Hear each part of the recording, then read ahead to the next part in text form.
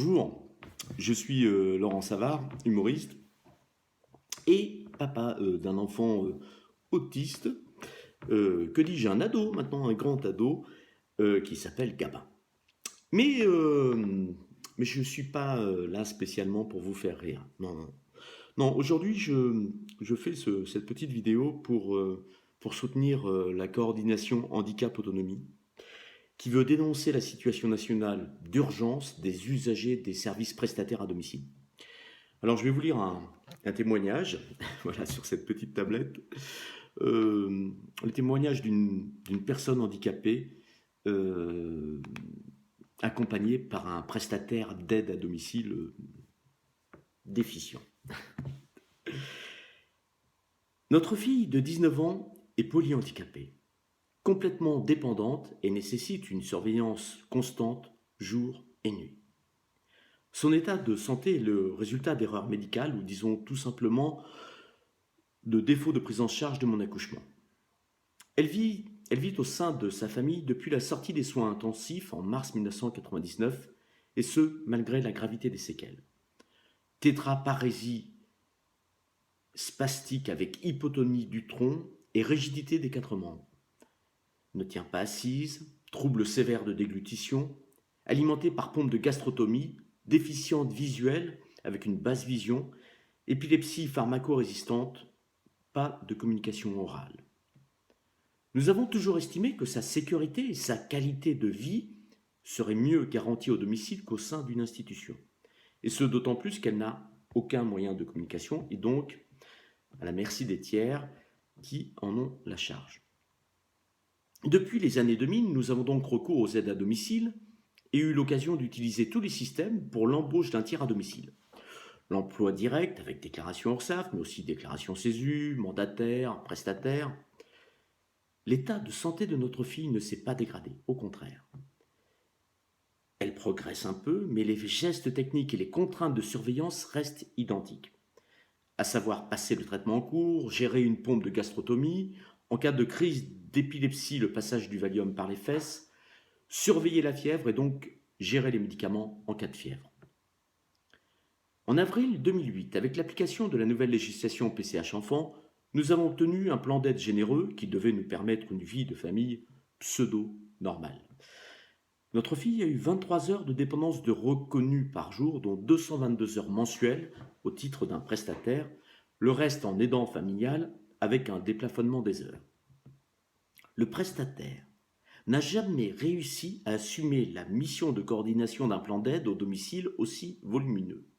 Au départ, ce plan d'aide devait permettre aux deux parents de conserver leur emploi, ce qui n'a pas été possible, car j'ai dû cesser mon activité régulièrement au pied levé pour remplacer les personnels salariés en arrêt et non remplacés. Congés, formation, arrêt maladie. J'ai suspendu le paiement des prestations d'avril 2013 à décembre 2013 pour provoquer une réaction de la direction, mais sans succès. J'ai fait des signalements régulièrement auprès de la MDPH et auprès du service payeur Conseil Général. Puis, j'ai fini par exiger une rencontre au sein de la MDPH. Suspension de l'intervention du prestataire avec la bénédiction de la MDPH, car situation trop difficile du fait des gestes de délégation de soins. Un cadre de la MDPH a tenté d'expliquer qu'il suffisait de faire intervenir les infirmières libérales, ce qui est impossible. Et en discours sous-jacent, à nous d'accepter une institution avec internat, car c'est trop lourd et trop épuisant pour les parents. Un discours moralisateur, culpabilisant. Pas raisonnable de notre part en tant que parents.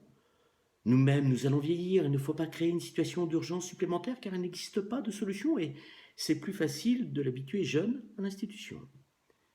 Les seules réponses ont été un listing des institutions. Un autre prestataire a été sollicité pour tenter de proposer un planning complémentaire, mais les problèmes de fond sur la légalité des actes demandés, délégation de soins ne se réglant pas, car interdiction de passer le Valium en cas de crise, c'est impossible de confier l'accompagnement. J'ai fini par expliquer devant la MDPH que moi, la mère, je devais assumer la sécurité de notre fille et que je ne pouvais pas cautionner un dispositif qui la mettait en danger. Puis, j'ai expliqué que j'allais faire de l'emploi direct, car l'inspection du travail avait avait répondu que si toutes les informations sont décrites dans le contrat de façon explicite, le salarié s'engage et engage sa responsabilité en connaissance de cause. J'ai attiré l'attention à la MDPH que ce n'était pas notre choix de parents de gérer seul, mais pas d'autre alternative. Au lieu d'analyser les réelles difficultés aux différents niveaux, le prestataire résume la situation en disant ne pas pouvoir remplir sa mission à cause du profil trop spécifique de notre fille. Pourquoi ? Pourquoi n'a-t-il rien dit, rien fait jusqu'à cette réunion durant toutes ces années ? À aucun moment, le prestataire n'a reconnu ses torts. Il ne pouvait pas ignorer la lourdeur et la spécificité des tâches, car avant de basculer le plan aides humaines, en tout prestataire, ce sont des contrats mandataires qui ont été signés. L'ensemble des gestes spécifiques ont été rédigés. Nous, en tant que parents, nous avons le sentiment d'avoir payé le prix fort car nous avons osé dire les dysfonctionnements, lever l'omerta. Le service prestataire a finalement défini un ensemble de tâches que le personnel n'aura plus le droit de faire et nous nous sommes retrouvés dans une situation impossible, sans répit, en situation d'aliénation au domicile. La présence constante au domicile d'un des deux parents a été rendue obligatoire, car en moyenne, il y a une nécessité d'intervention autour de la gastrotomie toutes les 45 minutes. Nous devons finalement en arriver à payer quelqu'un à regarder régulièrement les aidants familiaux travailler. Plus de répit familial possible et de plus, j'ai eu droit à la psychologie de comptoir. Madame, il faudra accepter le handicap de votre fille, de votre enfant et donc l'institution. Nous avons dû en plus payer financièrement le prix, obligés de recourir à l'emploi direct, avec tous les restes à charge et la précarité juridique, pour trouver des alternatives acceptables de qualité. Mais le prestataire, structure rémunérée au tarif PCH le plus élevé, est payé quoi qu'il fasse. Même s'il ne remplit pas correctement ses missions de coordination. Il peut poursuivre impunément des missions sans respect pour l'usager, bafouer les droits des salariés en toute impunité. Pourquoi n'est-il toujours pas possible en France de recourir à des services prestataires de soins et d'aide humaine à la hauteur des enjeux, qui permettent de vivre chez soi, y compris avec une dépendance vitale, sans pour autant reproduire l'institution à domicile. Bref, de vivre sa vie personnelle et familiale. Voilà le témoignage de cette maman.